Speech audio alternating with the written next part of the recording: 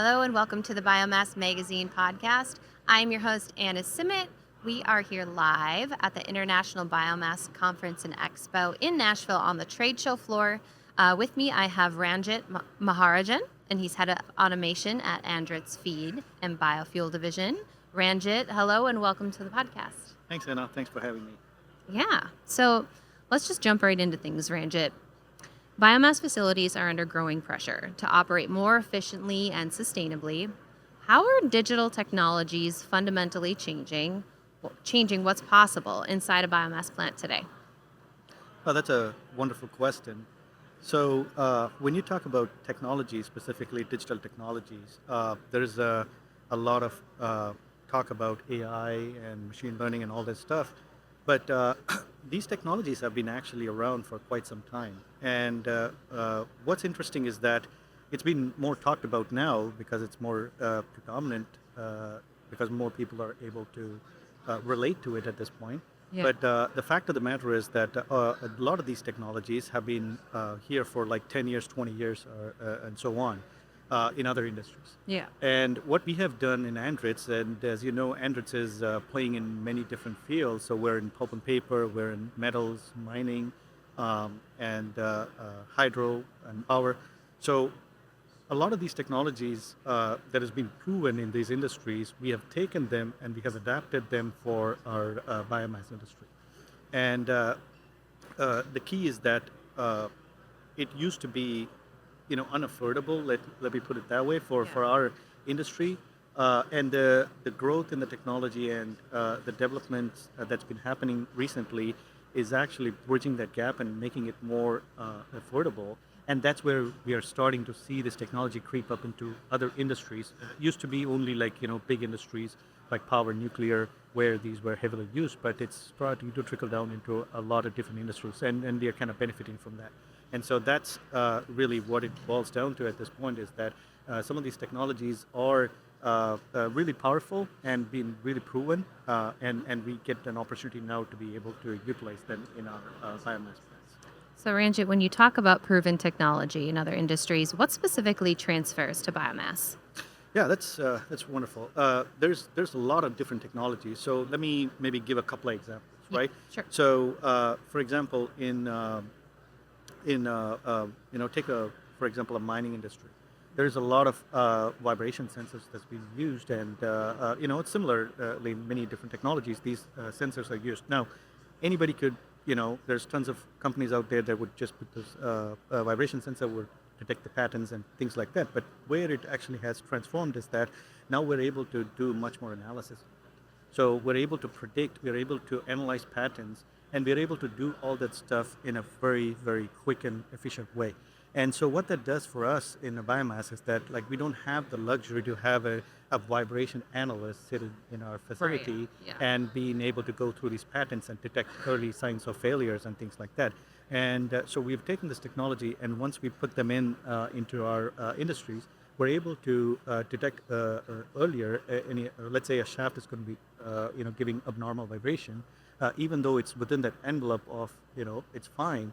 We say that hey, a similar vibration pattern has actually happened like in last year, and this actually led to a shaft failure, and you got to probably look into it. So this helped our customers to be able to go to a preventive maintenance and be able to solve a problem or catch it early so that they didn't have a couple of down days. So that's just one example of where this technology is able to be brought in. Similarly, we have like operator training, and we can talk a little bit more about these. But there's tons of these type of examples where these are really helpful in implementing. It's a good segue to my next question. Yeah. So, operator training simulators are well established in industries like nuclear and aviation. What Yes. does that look like for biomass? And then, why does it matter so much for safety and skill development right now? Yeah. So now, I mean, I'm sure a lot of people flew in here, right? And Right. imagine that you sit on a plane, and the pilot is, not trained to land on a water. I mean, the likelihood of it Hmm. happening is so low, but still, you want to be Right. comfortable knowing that, hey, this pilot has gone through all the training and they can actually efficiently handle an upset condition. Hmm. Now, if you think about it in our plants, the operators are barely getting into training. It's more like on the job training, like somebody who's more senior just teaching them some tricks of the trade and things like that. But we never teach them in a proper way, or we never give them the upset conditions, how to handle them, and all that kind of stuff, right? Now, you put them in front of this operating environment, and then if something happens, we are expecting them to react. But it's almost impossible for them to react in without going through the training. So what we have done is, and again, this is one example. Like I said, it's a technology that's been proven in almost 20 years. For example, in mining industry, they would not start a mining plant without having complete operator training simulator. So, from a technical side, what we do is it's very similar to a flight simulator. So the flight Okay. simulator, the flights would go consider in cockpit, and he would actually just go train every different scenarios, and they would fly thousands of hours. So similarly, what we have done is we have taken a plant and digitized it. So that's called a digital twin. So we create a digital version of that plant and put them in front of the computer, and they will be operating a digital plant without knowing that they're actually starting up their burners or things like that. So what it gives them is that over time we would actually give them a specific course of a startup, go through the startup sequences and whatnot, or we would throw in an upset condition where something failed, like a valve didn't open, and how do they react to it, or some sort of a maintenance situation we would throw at them, and then they would actually try, and they might fail the first, which is fine, because you're actually allowing them to fail in a controlled environment, a safe environment. They're not really hurting somebody, or they're not damaging the equipment or something. So they train it, and then the managers can actually see what the mistakes were, and they can actually go and train them and show them exactly where they kind of missed the opportunity to do the right thing. So think about somebody who's gone through this like 20 times, 50 times. Right. They're going to be so comfortable when a real world situation happens. They will be able to jump in, and they're like, oh yeah, I know how to handle this. So it's not anymore a tribal knowledge that you have to gain after 20 years. You just have to sit in front of this and get trained, and you're going to get good at it. So that's really a very powerful technology, and we have now an opportunity to be able to deploy this in our biomass plants. Okay, very cool. So, Ranjit, how realistic can a simulator actually be for something as variable as biomass fuel? Yeah, I mean, the simulators are actually very, very high fidelity simulators. So what that means is that they would mimic the real world as close as possible. So we built simulators that are close to 99% fidelity. And to be honest, I mean, even some of these applications, you could get away with a 95% fidelity. And that's where these technologies are becoming more and more affordable, because just as an example, to get from a 90 to 99% fidelity, the effort is actually twice or thrice. So some of these other industries, you need to have a very high fidelity, like the pilot in this case. But for our industry, we have a little bit of a room, so we can actually play with it a little bit. And these actually mimic the real world very, very closely. So once you build a model, and we have proven technologies, and we have patented technologies at Andritz, we have actually be able to build these models and mimic the real world. And the operators, many times, they would not actually know if they're operating a real plant, or they're operating a digital plant at all. So, you've mentioned that operators can now essentially chat with their data using AI tools. What does that actually look like in a biomass control room, and how does it change the way decisions get made day to day? Yeah, this is a very interesting thing, and also it's actually kind of fitting for the current time. Like, I'm sure everybody is using ChatGPT now, right? Oh, yeah. and like a year ago, nobody had any idea what that is, but today, like, you can't live without it, right? We Yeah. ask ChatGPT for everything. Even if I want to plan a trip, I go in and type in and get all kinds of insights. Now think about it: when an operator is sitting in a plant, and they're able to actually ask the ChatGPT, is like, hey, why is this doing like this? What does my production look like? Or I'm having an issue with this motor. What's going on? I mean, this is possible. This is actually possible already today, and I have actually even a demo running in my booth. If anybody's interested, they can come and take a look at it. It uses actually the same engine as the GPT, because the GPT models, we have a co-pilot, which we have partnered with Microsoft, and the co-pilot uses the same GPT models that you use it for ChatGPT. So it's the same engine and the technology behind it. We are actually training those models with our expertise as to, like, we have fed so much knowledge from our from Andritz know-hows and everything, and then we have loaded a lot of manuals and the service manuals or maintenance manuals, and we have loaded a ton of our data and trained the models, and now it can actually kind of answer the question. Now, what is it meaning for a biomass plant? So when it is for a biomass plant, I want to make sure that that when we talk about chat with your data, it is your data. So that actually the data lives in your facility. It is not being accessed by anybody else. Uh, I mean, in ChatGPT, when you were to search now, it goes to a cloud, and so even though there's privacies and everything, there's a risk that people are worried about that they might know about those data. But here, the difference is that we actually have it in a very closed environment, so the data doesn't leave your facility.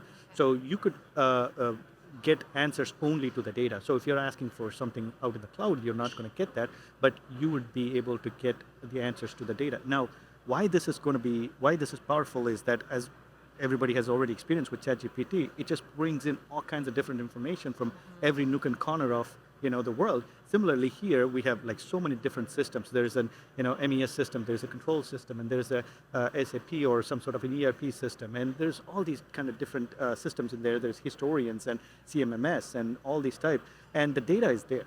So the data is available. It's just that it's humanly impossible to be able to get all these data, crunch these numbers, and get insights in 5 seconds. It's impossible, right? So that's why this chat with your data, or basically it's a co-pilot, has changed that game here. Now an operator can ask like question, which is the same as a plant manager can ask, and they both are going to have the exact same information. So everybody is powered with the same type of data and the same level of results, and the operators get confident actually over time. So it's not only Right. for operators, it's for like managers and everybody. But the operators over time, what I've seen is that they get very comfortable, and they actually start playing with it and asking different things. So they actually go into an explanatory or mode, and exploring mode, and figure out things that they wouldn't otherwise have learned. So it's been a really powerful use case for us. That's fascinating. So, does this require a major IT infrastructure overhaul if you want to implement? Not really. So what we actually do is we layer it on top of your existing system. So it will require a server, and we can use an existing server that's already in the plant, or we can put a new server, and we put in these models, and we have to connect to all these systems. So we don't really add anything new. We actually try to work with the existing data, and over time, what we have seen is some of the customers would love to add more things, but to start with, you don't actually have to really invest a lot here. Yeah. Okay. So, what would you say is the biggest misconception that you encounter about AI in industrial settings? And then, what do realistic results actually look like? Yeah, this is a very interesting question, because uh, I think the biggest misconception is that AI is going to replace, operators, or Right. AI is going to replace the workforce and things like that. Now, I mean, 5 years from now, 10 years from now, maybe something might like that might actually happen to some extent. I wouldn't say it would replace; it would actually reshape the way people work today. But honestly, today, AI is, or these tools and this technology is really actually helping the operators. And I can give you an example from my real world experience. Like when I actually went to a place and tried to put the system together, the operators were not happy at all. And this was a top down approach, meaning the management liked it, and then they wanted to implement the solution, and the operators would turn it off when we leave, and it'll be running, and everything is good, but then as soon as we leave, it'll be turned off, and then we'll be like, why? And then they came up with all kinds of questions, or reasons why they turned it off. It's like, oh, it was behaving this way, or it was like having an excursion and this and that.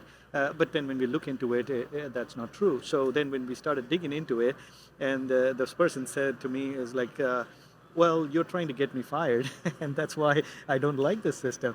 And that's a real, Right. and a real thing. And what we realized is that not only we got to be focusing on this technology and everything, but you also have to deal with the human side of it.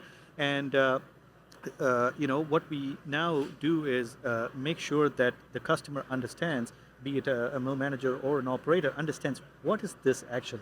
It is not going to replace, because in fact Yeah. that person did not get replaced in that case example, but rather they actually started adopting. Once they are able to understand this is going to help me, rather than hurt me, then they're Yeah. more open about it. And what they will see is that instead of like, if you don't have these tools, now like your typical day would be like you're like trying to react to a situation. There's an alarm coming in, you want to see, or there's like something failed and you wanted to go stop and check it out and all that kind of stuff.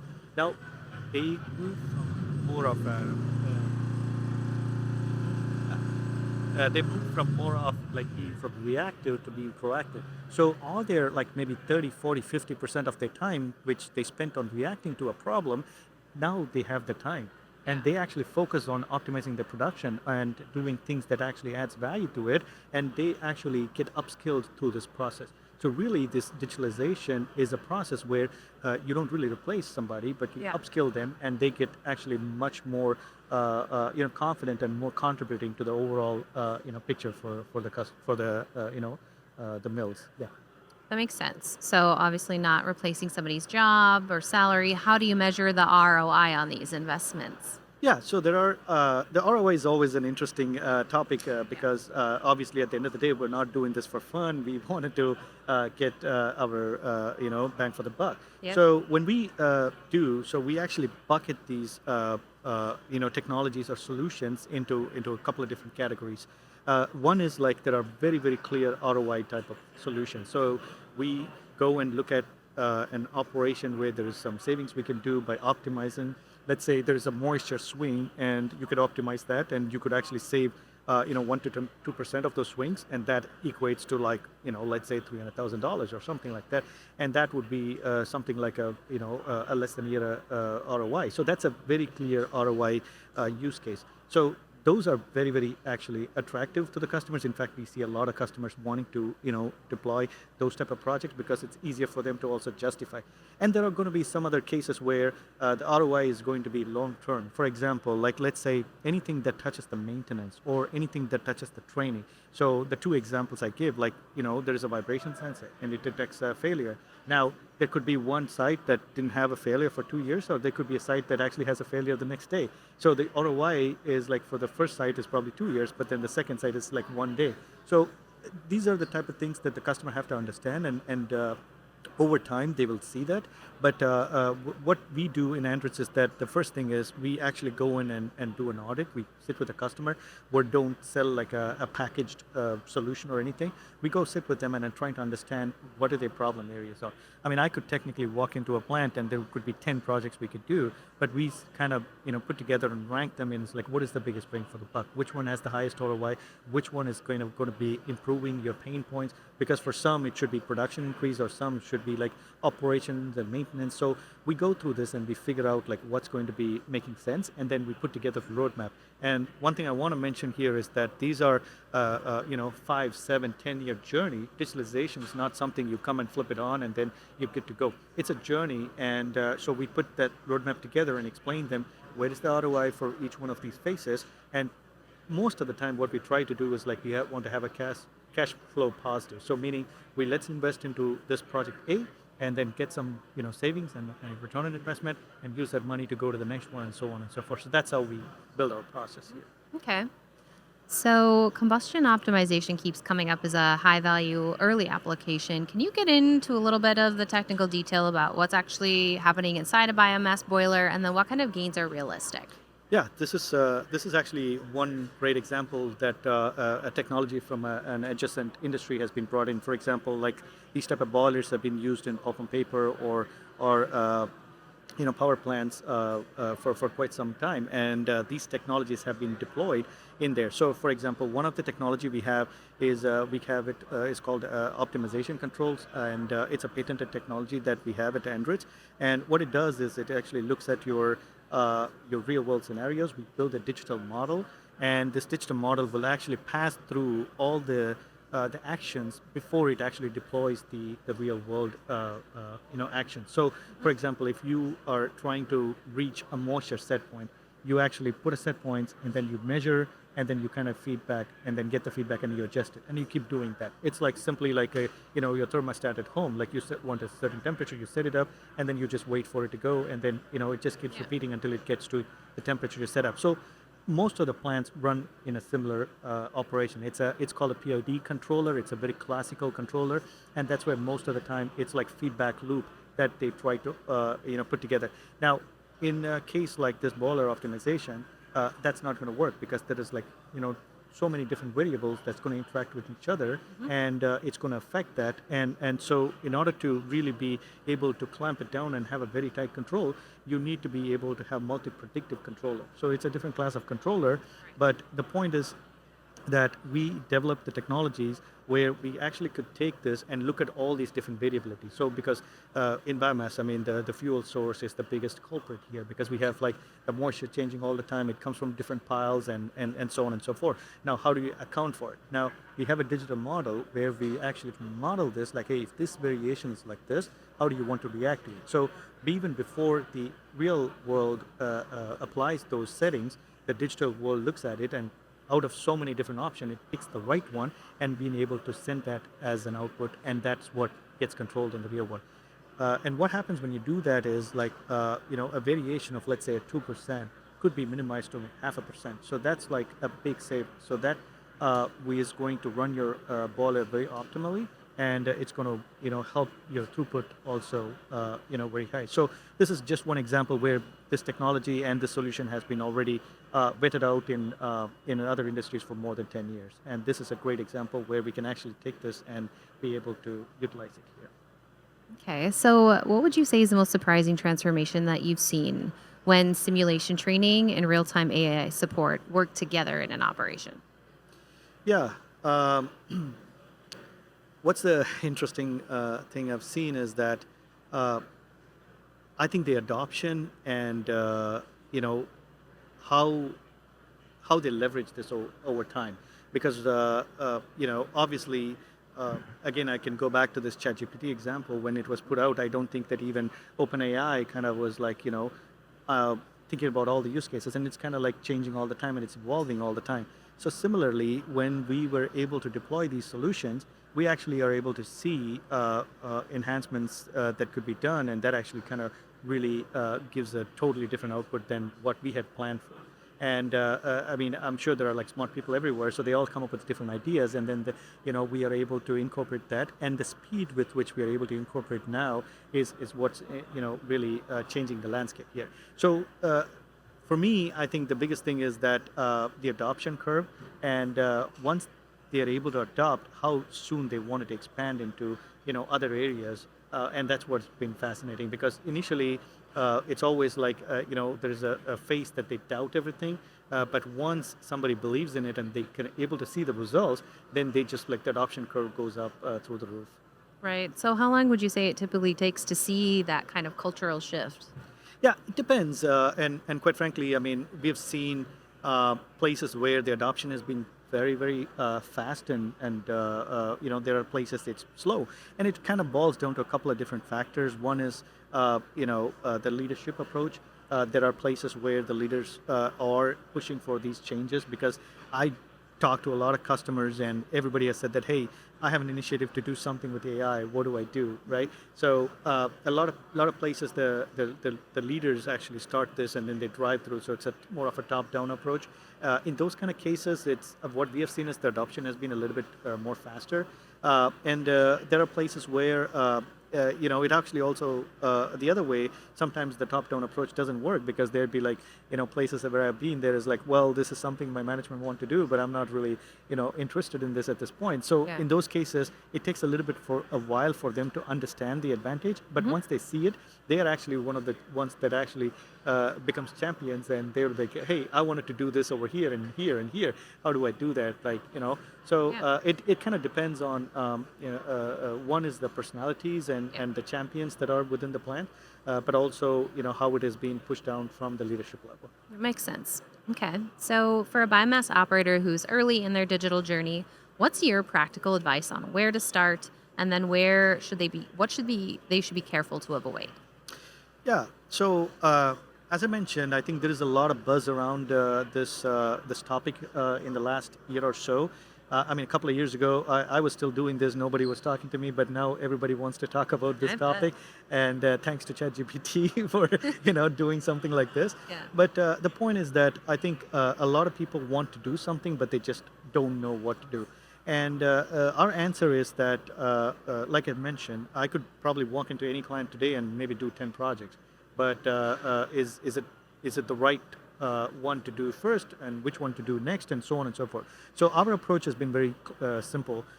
When somebody wants to jump onto a digital journey, we ask them like, what is your biggest pain? I mean, come up with a very clear use case that, hey, here's my problem.